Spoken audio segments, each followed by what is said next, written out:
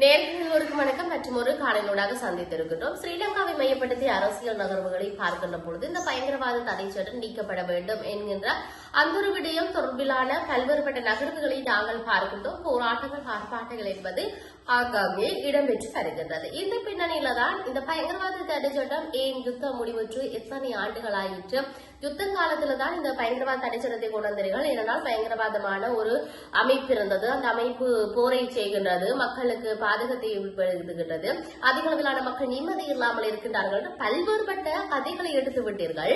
ஆனால் இப்ப யுத்தம் தான் எவ்வளவு ஆண்டுகளாக முடிவுற்று விட்டது, ஏன் இந்த பயங்கரவாத தடை சட்டம் என்று சொல்லப்படுகின்ற இந்த பின்னணியில தமிழ் மக்கள் தங்களுடைய வாழ்நாள் முழுவதிலும் இச்சை வரைக்கும் இந்த பயங்கரவாத தடை சட்டத்துக்காக வேண்டி ஏதோ ஒரு வகையில குரல் கொடுத்துக் கொண்டிருக்கிறார்கள். அதை இல்லாமல் செய்வதற்கு என்றதுல எந்த விதமான மாற்று கருத்தும் இல்லை என்ற விடயத்தை நாங்கள் இங்கு சொல்லுகின்ற பொழுது, இலங்கையின் தமிழர்களுக்கு எதிரான பயங்கரவாத தடை சட்டத்தை நீக்குமாறு வலியுறுத்தி லண்டன் நகரில் அமைதியான போராட்டம் ஒன்று இடம்பெற்றிருக்கிறது. தமிழ் மக்களின் சுய நிர்ணய உரிமை மற்றும் நீதியை வலியுறுத்தவும் இலங்கை தமிழ் மக்களுக்கு எதிராக பயன்படுத்தப்படுகின்ற இந்த கடுமையான பயங்கரவாத தடை சட்டம் மற்றும் இணைய பாதுகாப்பு சட்டம் இணைப்பு பாதுகாப்பு சட்டம் ஆகியவற்றை உடனடியாக நீக்க வலியுறுத்தியும் இந்த போராட்டம் ஒன்று பிரித்தானியாவில் இடம்பெற்றிருந்ததை நாங்கள் பார்க்கின்றோம்.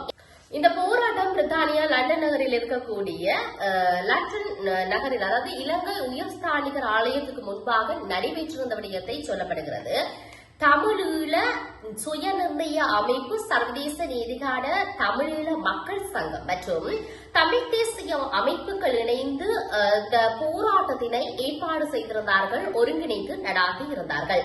போராட்டத்தில் கலந்து கொண்ட நூற்றுக்கணக்கான தமிழர்கள் தமிழீழ தேசிய கொடிகளையும் கோரிக்கை பதாதிகளையும் ஏந்தியவாறு நீதியையும் சுய நிர்ணயம் தமிழகத்துக்கே என்கின்ற வகையிலையும் அந்த ஒற்றை விளக்கத்தை முன்வைத்து தங்களது கண்டனங்களையும் கோரிக்கைகளையும் முன்வைத்திருந்ததை பார்க்கக்கூடியதாக இருக்கிறது.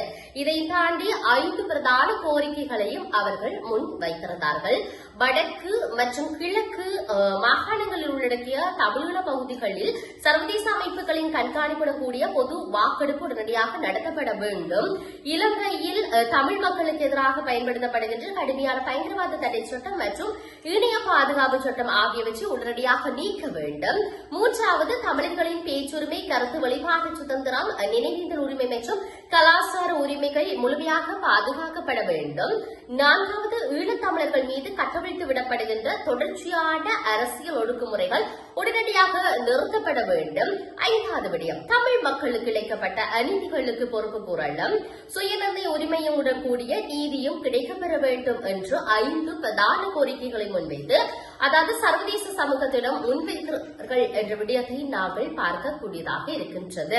ஆகவே எங்கள் நிலம், எங்கள் மக்கள், எங்கள் உரிமை என்ற வாசகங்கள் அடங்கிய பதாதைகளை ஏந்தியவாறு இளைஞர் முதல் முதியவர் வரை பெருந்திரளான மக்கள் இந்த அமைதி போராட்டத்தில் பங்கேற்றிருந்தார்கள். பயங்கரவாத தடை சட்டத்தின் கொடூரங்களை விளக்கும் துண்டு பிரசுரங்கள், அதேபோன்று பிரித்தானிய அரசாங்கத்தின் ஈழத்தமிழர்களின் சுதந்திரத்துக்கு ஆதரவளிக்க வேண்டும் என்ற கோரிக்கைகளையும் இந்த போராட்ட களத்தில் முன்வைத்திருந்தார்கள் என்ற விடயத்தை நாம் இங்கு பதிவு செய்யக்கூடியதாக இருக்கிறது. தாயகத்திலும் சரி, அதாவது ஸ்ரீலங்காவை மையப்படுத்தியும் சரி, புலம்பெயர் தேசங்களிலும் சரி, தொடர்ச்சியாக சொல்லுகின்ற ஒரு விடயம் இந்த பயங்கரவாத தடை சட்டம் இல்லாமல் செய்யப்பட வேண்டும் என்று.